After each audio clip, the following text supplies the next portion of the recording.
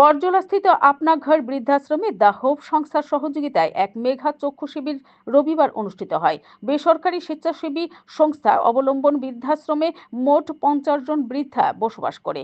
এর আগে এরকমভাবে 9 জন বৃদ্ধার চোখের ছানি অপারেশন করা হয়েছে। আজকের এই শিবিরে যাদের অপারেশনের দরকার হবে তাদের বিনামূল্যে অপারেশন করার প্রতিশ্রুতিও দেন উদ্যোক্তারা।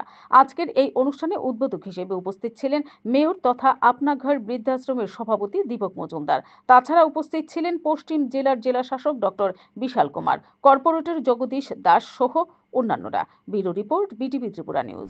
অবক্ষয়কে দেখে বিশেষ করে বলবো, যারা পরিবারের কাছে নির্যাতিত, অবাঞ্ছিত বা লাঞ্ছিত এই সকল মায়েদেরকে আশ্রয় দিয়ে তাদেরকে রাখা এবং তাদেরকে সুরক্ষা দেওয়া, সেটা কিন্তু অবলম্বন সামাজিক সংস্থা আজ থেকে 37 বছর আগে এই রাজ্যে শুরু করেছে। এই ধরনের সামাজিক সংস্থা রাজ্যে অনেকে আছে, কিন্তু এই সকল মায়েদের বিশেষ করে যে সকল মায়েরা তাদের সন্তানকে অনেক কষ্ট করে সুশিক্ষিত করেছে, সমাজে প্রতিষ্ঠিত করেছে, কিন্তু ওই সন্তানদের তাদেরকে যখন দেখেন না, তাদেরকে অপরিচিত মনে করেন বা বোঝা মনে করেন পরিবারে, তাদেরকে একটু সাদরে গ্রহণ করে এই অবলম্বন বা আপনার করে আশ্রয় দিয়ে তাদেরকে রক্ষা করার চেষ্টা করতেন বা সুরক্ষা দিচ্ছেন সামাজিকভাবে।